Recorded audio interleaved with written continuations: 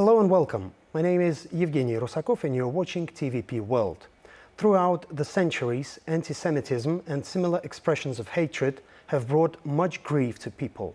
The 20th century was no exception in this respect, but sometimes it seems that people have never learned a lesson from their own mistakes.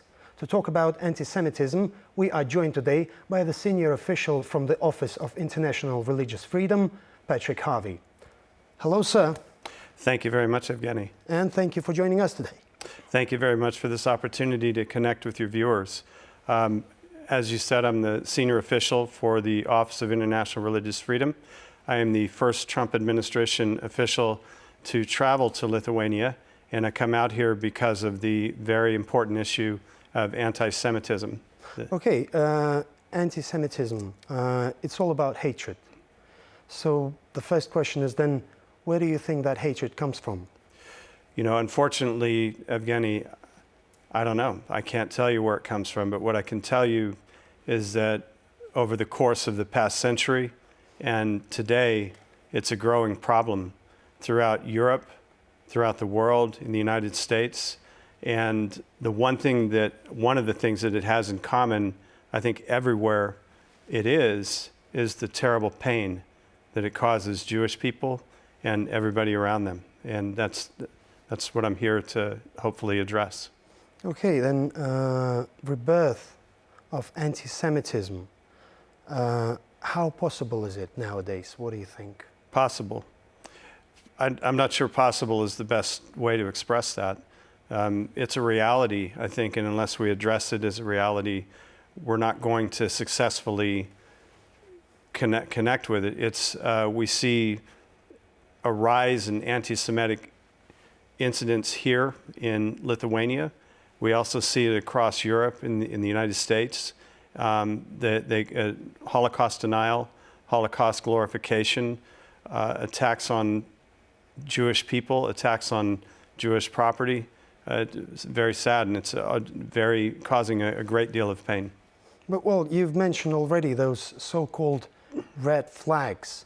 What other red flags could you mention that the society should be aware of? So the red flags, I think, today that we recognize as anti-Semitism or, that sort of thing. First, there's when you hold Israel to a different standard than you would hold any other democracy to, when you hold Jewish people accountable for anything that Israel does, or when you have Holocaust denial and even Holocaust glorification, and also, frankly, the very hurtful conspiracy theories that you see throughout the world that Jews control Hollywood, for example, or that Jews run the world or fix the price of gas or run the banking system or anything like that. All of those are very hurtful. I wanted to add that the State Department has 3 offices that address anti-Semitism. My own position as Senior Official for International Religious Freedom. We also have the Special Envoy for Holocaust issues, and we also have the Special Envoy to combat anti-Semitism. So you can see that for the United States that this is a very high priority. By the way, you've mentioned that denial of Holocaust. Yeah. Where do you think that comes from? I mean, again, people don't read history much, or what's the problem here? I don't know where it comes from. I think in this day and age, I think some of it is a lack of education of the Holocaust. I know in some places it's a deliberate attempt to deny children access to that history, and the consequence of that is that you have a generation of children who are educated in that format that are not prepared to meet the dangers of anti-Semitism. They don't realize what happened here in Europe. Was it 80 years ago that an entire race was targeted for extinction in the Holocaust? In other cases, it's intentional or it's malicious. It's just, in both cases, it's malicious, but in some cases, it's an outright declaration that this history is a lie. And that's also hurtful, tremendously hurtful, and it's a denial perhaps to support a deeper and more profound anti-Semitism. Okay, since you've came to Lithuania, so my next question is related to Lithuania and other countries of this specific region. Because we here, not only in Lithuania, but all Eastern European region has sad experience related to anti-Semitism. So what are the key lessons that people in this region have and haven't learned? Let's start from those lessons that people that have learned.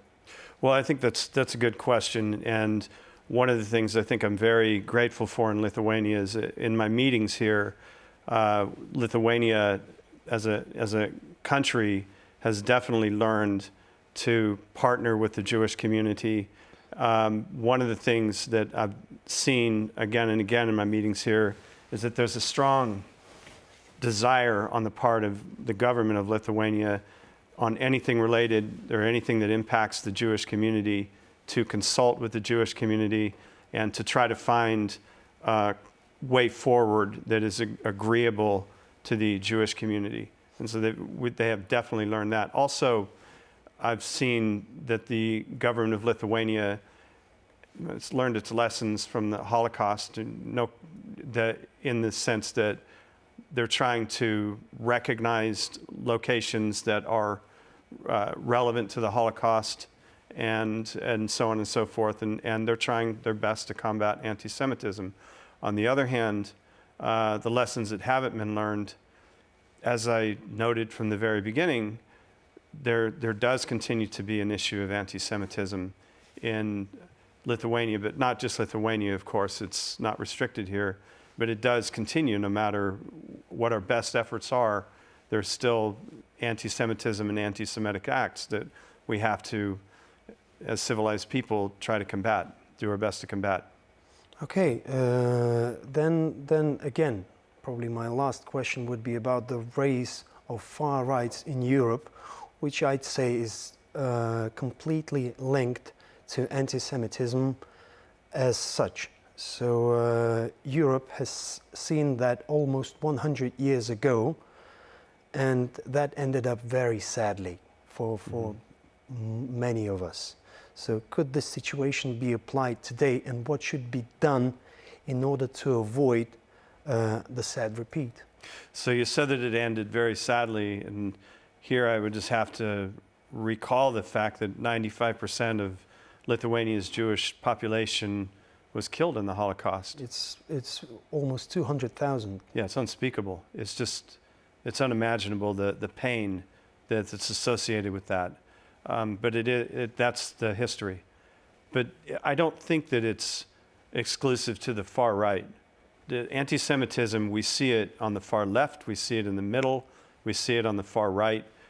It's something besides that. It may find a different expression on the far right than it does on the far left, but it's the same anti-Semitism, it's the same hate, and it's the same pain that Jews have to endure whenever it rears its ugly head.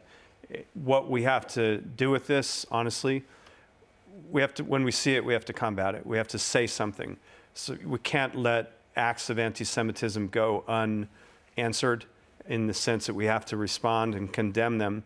And we can't let, if somebody is making anti-Semitic declarations, we have to say something about it. We cannot cede the public forum to anti-Semites.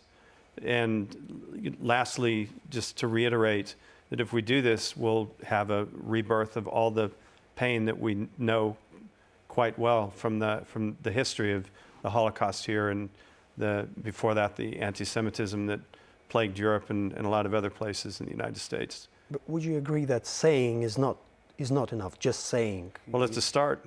It's a start. It's certainly a start, and we have to at least address it.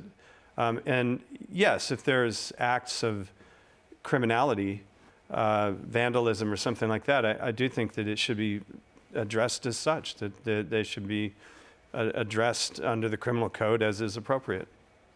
Well, let's hope that it is happening today, and let's hope that this will always just get better.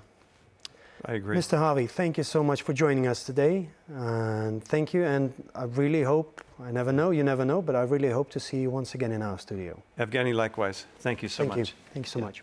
Yeah. And I would like to remind our viewers that our guest for today was a senior official from the Office of International Religious Freedom, Patrick Harvey. You're watching TVP World. Stay with us.